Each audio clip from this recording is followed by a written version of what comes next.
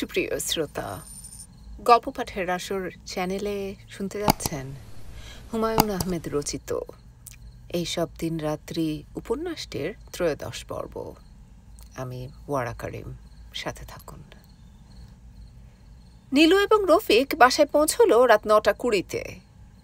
নীলু যেমন ভেবেছিল তেমন কিছুই হলো না। শফিক বসার ঘরে বসে পত্রিকা পড়ছিল। চোখ তুলে একবার তাকালো, তারপর আবার ব্যস্ত হয়ে পড়ল পত্রিকা নিয়ে। মনোয়ারা কোনো কথাই বললেন না। হোসেন সাহেব শুধু বললেন, এরকম দেরি হলে আগে থেকে বলে যেও মা, যা দুশ্চিন্তা হচ্ছিল। ঢাকা দুষ্ট লোকে ভরে গেছে, রাজধানীগুলোতে যা হয়। সমস্ত দেশ থেকে আজে বাজে লোকেরা ভিড় করে রাজধানীতে। টুনি ঘুমিয়ে পড়েছে, কিছুক্ষণ আগেই বোধহয় ঘুমিয়েছে। শাহনা মশারি খাটাচ্ছে। নীলু নিচু হয়ে টুনির গালে চুমু খেল। ঘুমের ঘোরেই টুনি হাত দিয়ে ধাক্কা দিল মাকে। দেরিতে ফিরে আসা মাকে সে যেন গ্রহণ করতে পারছে না। শাহানা বলল, টুনি আজ খুব বিরক্ত করেছে। তাই নাকি? হ্যাঁ, বিকেল থেকেই খুব কান্নাকাটি শুরু করেছে, মার কাছে যাব, মার কাছে যাব। তারপর ভাইয়া এলো, তুমি তখনও ফেরোনি দেখে সেও রেগে গেল। নীলু ছোট্ট একটি নিঃশ্বাস ফেলল। শাহানা বলল, ভাইয়া বিকেলে চাটা কিছুই খায়নি, তখন থেকে পত্রিকা নিয়ে বসার ঘরে বসে আছে। আমাকে শুধু শুধু একটা ধমক দিল। কেন? গ্লাসে পানি ঢালতে গিয়ে পানি ফেলে দিয়েছিলাম। নীলু বেশ অবাক হলো। শফিক কখনো ছোটখাটো কিছু নিয়ে মাথা ঘামায় না। অন্য কোনো কারণে কি তার মেজাজ খারাপ হয়েছে? অফিসে কোনো ঝামেলা হয়েছে নাকি? শাহানা বলল, তোমাকে ভাইয়া কিছু বলেছে? না। নির্ঘাত বলতো, কবির মামা এসেছেন তো, তাই নিজেকে চেক করেছে। কবির মামা এসেছেন নাকি? 8টার সময় এসেছেন, শুয়ে আছেন, শরীর ভালো না। এবারও কি হেঁটে এসেছেন? না, হেঁটে আসেননি, রিক্সা করেই এসেছেন। তবে কাহিল, কবির মামা বেশি দিন আর বাঁচবে না। নীলু কাপড় বদলে কবির মামার সঙ্গে দেখা করতে গেল। তিনি বাতি নিভিয়ে শুয়েছিলেন। নীলুকে ঢুকতে দেখেই উঠে বসলেন। কেমন আছেন মামা? ভালোই আছি রে বেটি। থাক থাক, সালাম লাগবে না। শরীরটা ভালো তো মা? জি ভালো। আমার চিঠি পেয়েছিলেন? হ্যাঁ, পেয়েছি। চিঠিতে তুমি মা দুটো সাধারণ বানান ভুল করেছ। এটা ঠিক না। বিশদ বানান লিখেছ মূর্ধন্য স দিয়ে, তারপর মুহূর্ত বানানো ভুল। নীলু লজ্জিত ভঙ্গিতে হাসল। চিঠিপত্র লেখার সময় হাতের কাছে ডিকশনারি রাখবে। ডিকশনারি আছে না ঘরে? আছে মামা। গুড। কোনটা আছে? আধুনিক সংসদ অভিধান? নীলু না জেনে মাথা নাড়ল। কবির মামা বললেন, রাতে শোবার সময় ডিকশনারিতে বানান দুটা দেখে নিও মা। জি আচ্ছা, দেখব। আপনি খাওয়া দাওয়া করেছেন? না, রাতে আর কিছু খাবো না। শরীরটা আগের মতো নাই, পরিশ্রম করতে পারি না। না খেলে তো শরীর আরো খারাপ করবে। এটা ঠিক না। মাঝে মাঝে খাওয়া দাওয়া বন্ধ করলে শরীরের বিশ্রাম হয়। সবাই তো বিশ্রাম চায়। নীলু ঘুমোতে গেল অনেক রাতে। শফিক তখনও জেগে। নীলুর জন্যেই অপেক্ষা করছে বোধহয়। শোবার ঘরের প্রাইভেসিতে কিছু কড়া কড়া কথা শোনাবে। নীলু একটা পিরিচে 2টি সন্দেশ এবং 1 গ্লাস পানি নিয়ে ঘরে ঢুকল। মৃদু স্বরে বলল, মিষ্টি খাও। না। খাও না, একটা অন্তত খাও। শফিক একটা মিষ্টির খানিকটা ভেঙে মুখে দিল। নীলুকে অবাক করে দিয়ে সহজ স্বরে বলল, বাতি নিভিয়ে শুয়ে পড়ো, রাত হয়েছে। নীলু বাতি নিভিয়ে দিল। শফিককে কি আজ রাতেই তার সুইডেনের ব্যাপারটা বলা উচিত? দুজন শুয়ে আছে পাশাপাশি, হাত বাড়ালেই একে অন্যকে ছুঁতে পারে, তবু দুজন কি দুপ্রান্তেই না বাস করে। নীলু মৃদু স্বরে ডাকল, এই ঘুমাচ্ছ? না। আজ আমাদের বোর্ড মিটিং হলো, আমাদের সবাইকে 4টা বোনাস দিয়েছে। ভালোই তো। নীলুর মন খারাপ হয়ে গেল। বিন্দু মাত্র উৎসাহ নেই শফিকের গলায়। ভদ্রতা করেও তো অন্তত 2-1টা কথা বলতে পারত। নীলু খানিকক্ষণ ইতস্তত করে বলল, আমার আরেকটা ভালো খবর আছে। কি? আমাকে ওরা ট্রেনিংয়ে সুইডেনে পাঠাচ্ছে, 6 মাসের ট্রেনিং। কবে সেটা? মার্চে কিংবা এপ্রিলে, আমি ঠিক জানি না। শফিক আর কোনো কথা বলল না। কিছুক্ষণের মধ্যেই তার নিঃশ্বাস ভারী হয়ে এলো। একজন সুখী মানুষের নিশ্চিন্ত ঘুম। ঘুমের মধ্যেই সুন্দর সুন্দর সব স্বপ্ন দেখবে সে। আজ রাতে নীলুরও স্বপ্ন দেখার ইচ্ছা করছে। কোনো এক দূর দেশের স্বপ্ন, যে দেশে দুঃখ নেই, অভাব নেই, ক্ষুধা নেই, যেখানে চাকরির জন্যে কেউ আমরণ অনশন করে না, স্ত্রীরা বাড়ি ফিরতে দেরি করলেই স্বামীদের মুখ অন্ধকার হয় না। সে দেশের আকাশ এ দেশের আকাশের চেয়েও অনেক বেশি নীল, গাছপালা অনেক বেশি সবুজ। কবির মামা রফিককে নিয়ে বের হয়েছেন। তার হাতে প্রকাণ্ড জাবদা খাতা, ছাত্রদের নাম ঠিকানা সেখানে লেখা। প্রথমে যাবেন নীলক্ষেতে, ইউনিভার্সিটি কোয়ার্টার। মুকসেদ আলী সেখানে থাকেন, বটানির অ্যাসোসিয়েট প্রফেসর। রফিকের সঙ্গে যাবার কোনো ইচ্ছা ছিল না। মানুষের বাড়ি বাড়ি গিয়ে চাঁদা তোলার কোনো অর্থ হয় না, তাছাড়া কেউ দেবেও না কিছু। নিজেদেরই চলে না, চাঁদা দেবে কি? কিন্তু তবু সঙ্গে যেতে হলো। কবির মামা নিউ মার্কেটের বাস থেকে নেমে হাঁটা শুরু করলেন। রফিক গম্ভীর গলায় বলল, চাঁদা তোলার ব্যাপারটা কি মামা হেঁটে হেঁটে করা হবে? হ্যাঁ, আপত্তি আছে? আছে। তোর জন্যে মোটর গাড়ি লাগবে? পেলে ভালো হতো, আপাতত একটা রিক্সা হলেই হবে।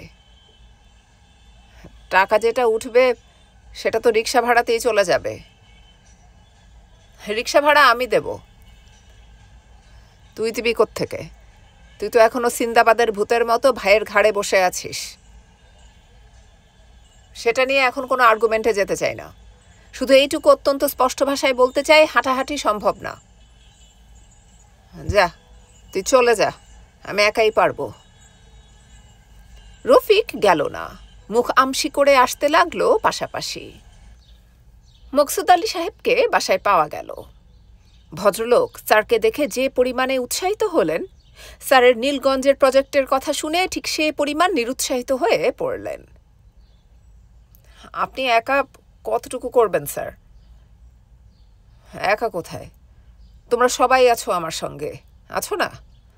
তাছাড়া পৃথিবীর অনেক বড় বড় কাজ একাই করা হয়েছে। বহু টাকা পয়সার ব্যাপার স্যার। টাকা পয়সার ব্যাপার তো আছেই। তুমি কত দিবে বলো? কবির মামা খাতা খুলে ফেললেন। তোমাকে দিয়েই শুরু। ভদ্রলোক শুকনা গলায় বললেন, মাসের প্রথম দিক ছাড়া তো স্যার আমার পক্ষে সম্ভব না। ইউনিভার্সিটির মাস্টারদের মাসের প্রথম দিকে কিছু টাকা পয়সা থাকে, তারপর নুন নাই, পান্তাও নাই, এমন অবস্থা। মাসের প্রথম দিকে আসবো? আপনার আসার দরকার নাই স্যার, ঠিকানা রেখে যান, আমি কিছু পাঠিয়ে দেব।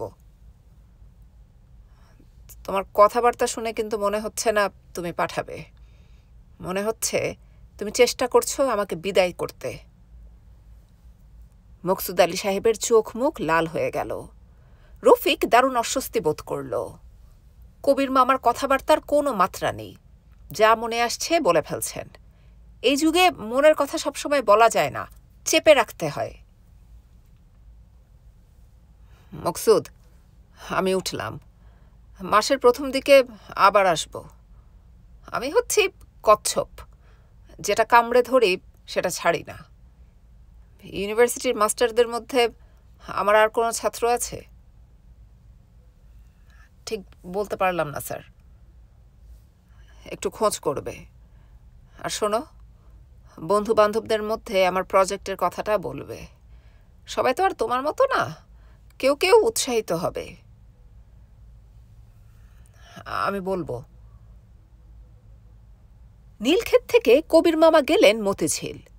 ৩-৪ জন ছাত্রের নাম ঠিকানা আছে, তাদের মধ্যে শুধু একজনকে পাওয়া গেল। সেই ছাত্র স্যারকে দেখে ভূত দেখার মতো চমকে উঠল। স্যারের কথাবার্তা শুনে ফ্যাকাশে হয়ে গেল। আমতা আমতা করে বলল, এত বড় কাজ কি স্যার প্রাইভেট সেক্টরে হয়? সরকারি সাহায্য ছাড়া এটা সম্ভব না। প্রথমেই যদি তুমি ধরে নাও সম্ভব না, তাহলে আর সম্ভব হবে কিভাবে? আবেগতাড়িত হয়ে স্যার অনেকে অনেক প্রোগ্রাম নেয়, সোনার বাংলা করতে চায়। তা কি আর হয়? হবে না কেন? ছাত্রটি মৃদু স্বরে বলল, চা খান স্যার, আপনি রেগে যাচ্ছেন। তুমি বেকুবের মতো কথা বলবে আর আমি রাখতেও পারবো না। আমি স্যার প্র্যাকটিক্যাল প্রবলেমগুলির দিকে আপনার দৃষ্টি ফেরাতে চাচ্ছি। কাজে নামার আগেই তুমি প্রবলেমের কথা ভাবতে শুরু করেছ। আমার ছাত্র থাকাকালীন তো তুমি এতটা বোকা ছিলে না। সে সময় তো তোমার কিছু বুদ্ধিশুদ্ধি ছিল। রফিক কবির মামার কথাবার্তায় স্তম্ভিত। বলে কি এই লোক? ছাত্রটি অবশ্যই মোটামুটি ভদ্র ব্যবহারই করল। চা কেক টেক আনিয়ে খাওয়ালো এবং ফিরে আসার সময় ৫০০ টাকার ২টি চকচকে নোট দিল। এটা ছিল একেবারেই অপ্রত্যাশিত। রফিক ধরেই নিয়েছিল এই লোকের কাছ থেকেই কিছু পাওয়া যাবে না। মুখ শুকনো করে বলবে, পরে একদিন আসুন, দেখি কিছু করা যায় কিনা। সেসব না বলে বলল, সামনের মাসে আসেন একবার স্যার, দেখি আর কিছু করা যায় কিনা। করা যায় কিনা বললে তো হবে না, করতেই হবে। রাস্তায় নেমেই রফিক বলল, চলো মামা, বাড়ি যাওয়া যাক। একদিনে তো রোজগার ভালোই হলো। কবির মামা চোখ কপালে তুলে বললেন, এখনই বাড়ি যাবি কি? আরো ঘুরবে? ঘুরবো না মানে? কাজটা সহজ ভেবেছিস তুই? আগামীকাল থেকে নতুন উদ্যমে শুরু করলে কেমন হয়? তোর কাজ থাকলে তুই চলে যা। দুপুর হয়ে গেছে, খাওয়া দাওয়া করবে না? তাছাড়া এখন লাঞ্চ টাইম, কাউকে পাবে না। তার চেয়ে চলো খানাপিনা করা যাক। কোথায় খাবি? সস্তার একটা হোটেল আছে সেগুন বাগানে, সেখানে যেতে পারি।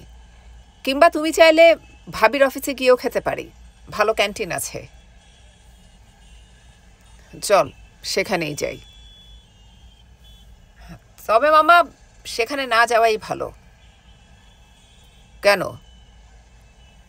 আমি তো বলতে গেলে রোজ দুপুরে খাচ্ছি।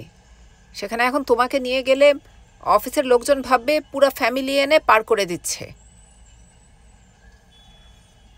তাহলে চল সেগুন বাগানের দিকেই যাই। একটা রিক্সা নেওয়া যাক, কি বলো?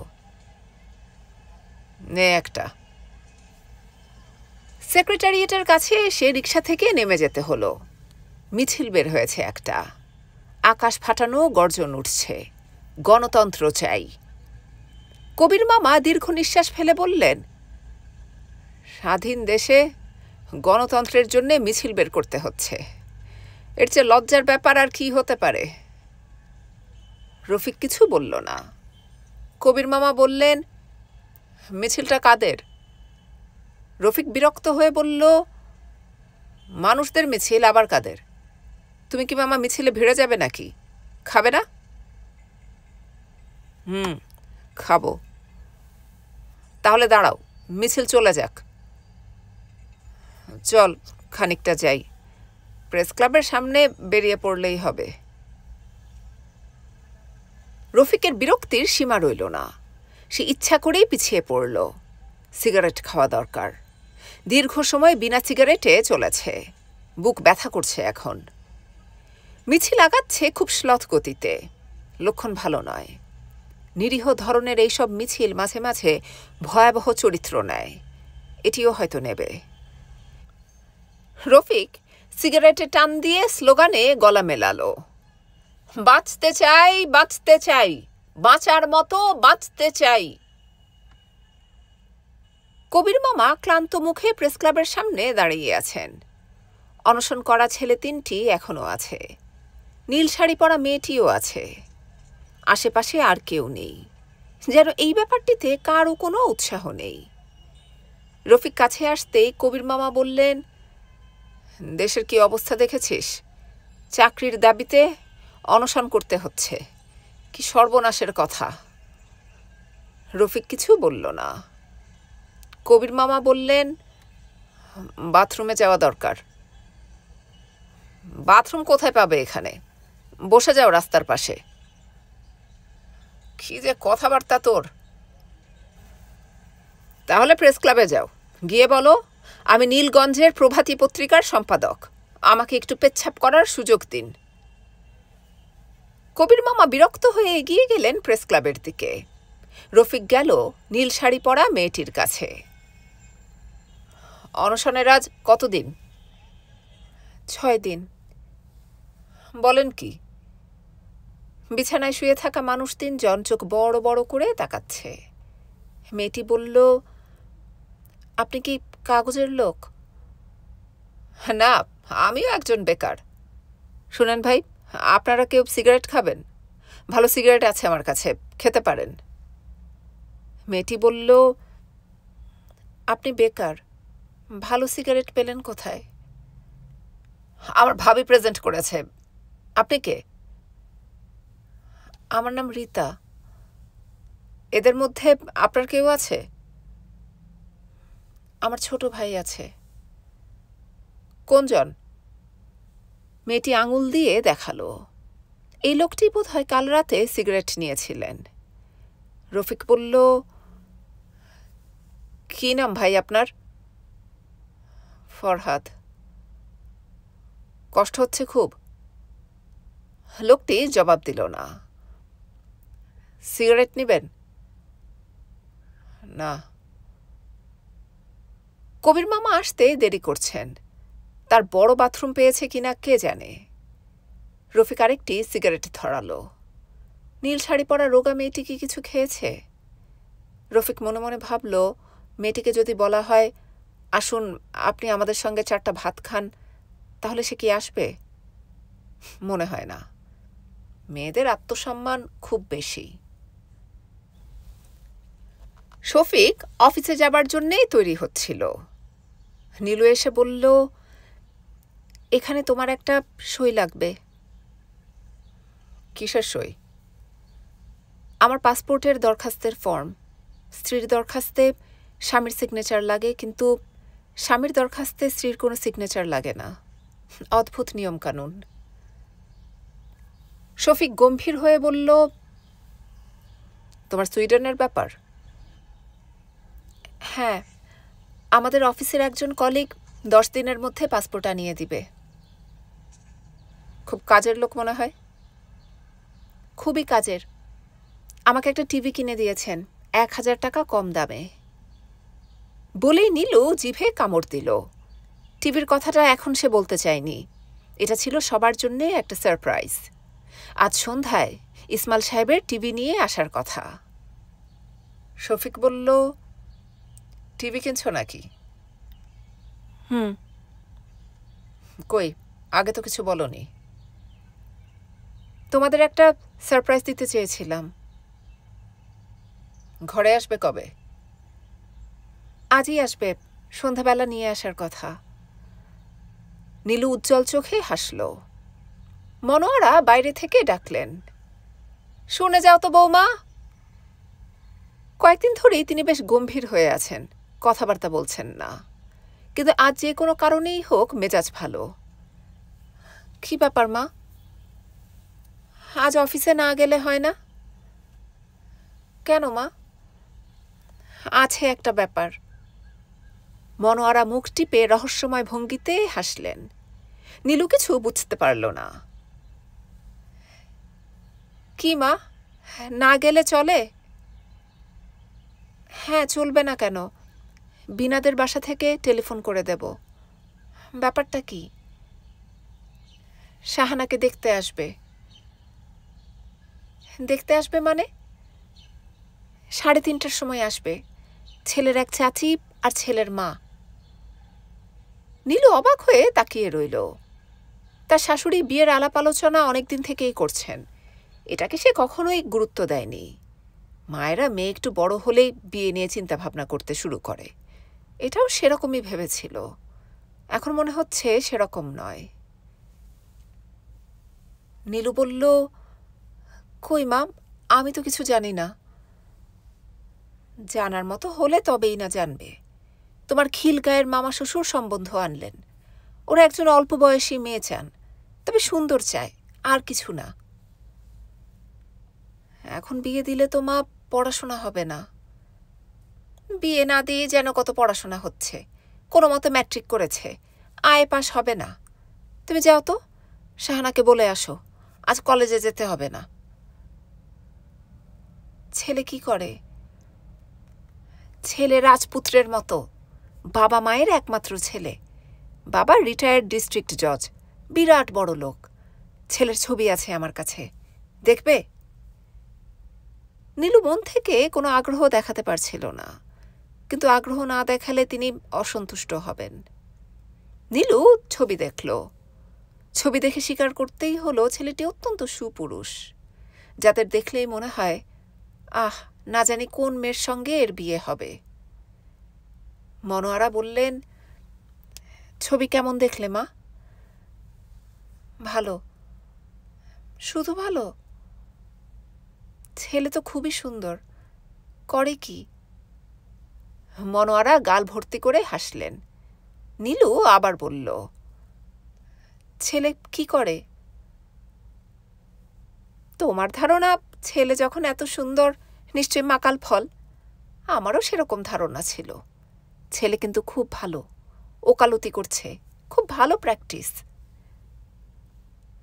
বয়স তো তাহলে অনেক বেশি। না না, বয়স বেশি না, এ বছরই বারে জয়েন করেছে।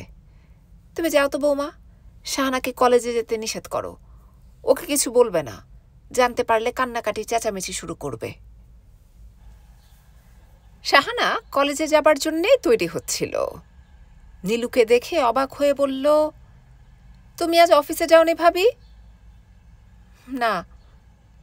কেন? ভালো লাগছে না।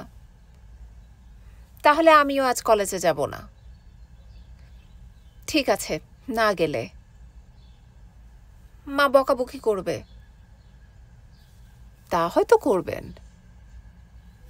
করলে করুক, আমি কলেজে যাব না আজ। তুমি মাকে একটু বলে আসো আমার মাথা ধরেছে কিংবা কিছু একটা হয়েছে। শাহানা হৃষ্টচিত্তে ঘুরে বেড়াতে লাগলো। কলেজে যেতে হচ্ছে না এতে সে দারুণ খুশি। তার ধারণা ছিল মা কিছু বলবেন, কিন্তু তিনি কিছু বলছেন না। এরকম সৌভাগ্য তার খুব বেশি হয় না। সে টুনিকে সঙ্গে নিয়ে ছাদে বেড়াতে গেল।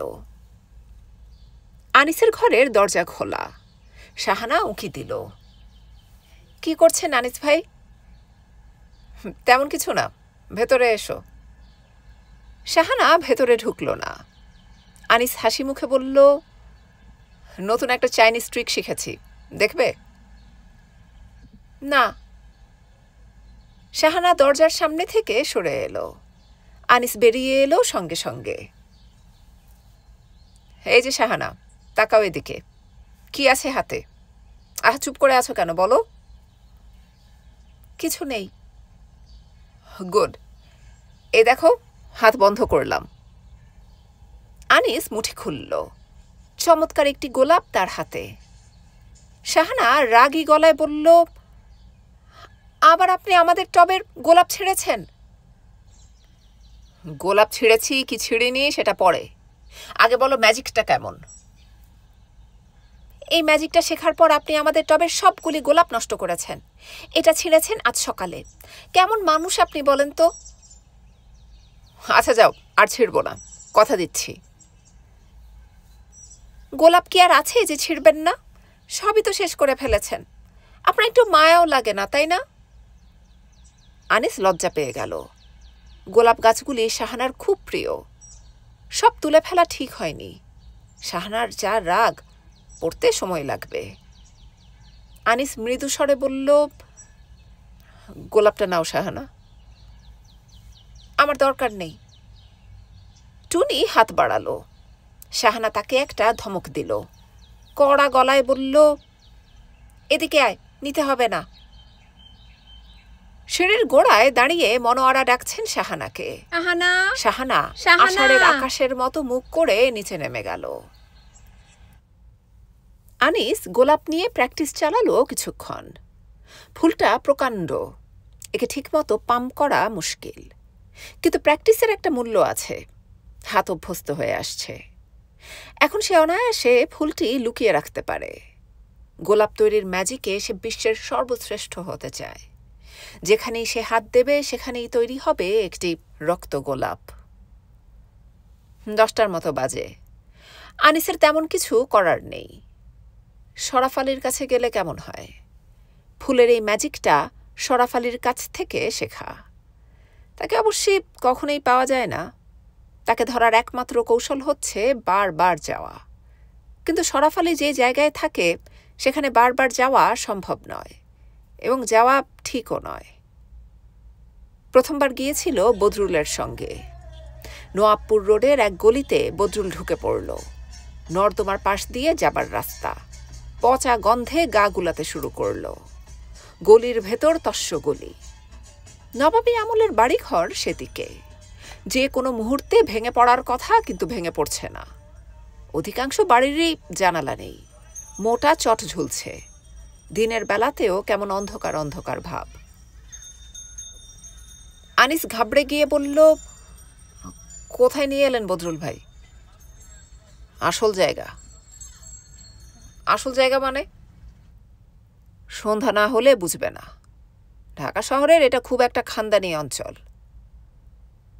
তারা একটি দোতলা জরাজীর্ণ লাল ইটের দালানের সামনে দাঁড়ালো।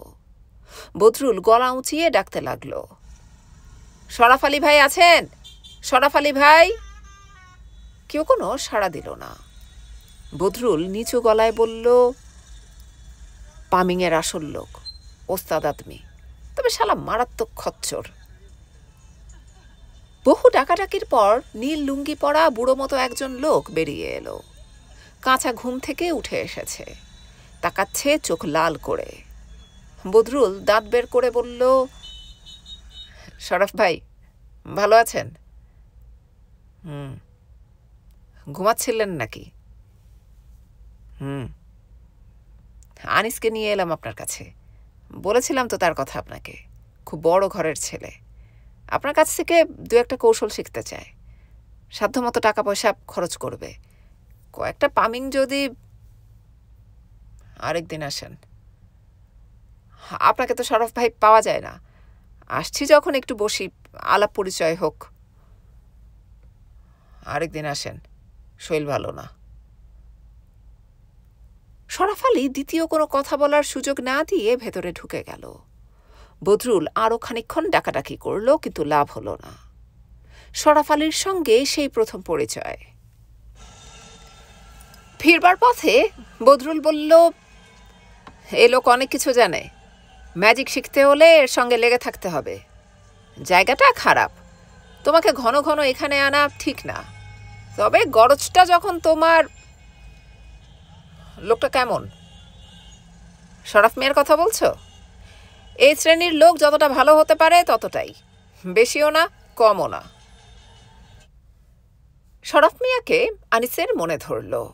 অসাধারণ পামিং জানে লোকটা।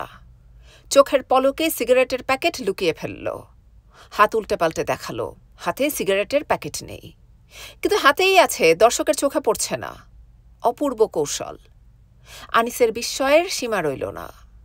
সে দীর্ঘ নিঃশ্বাস ফেলে বলল, আমার পক্ষে কি শেখা সম্ভব?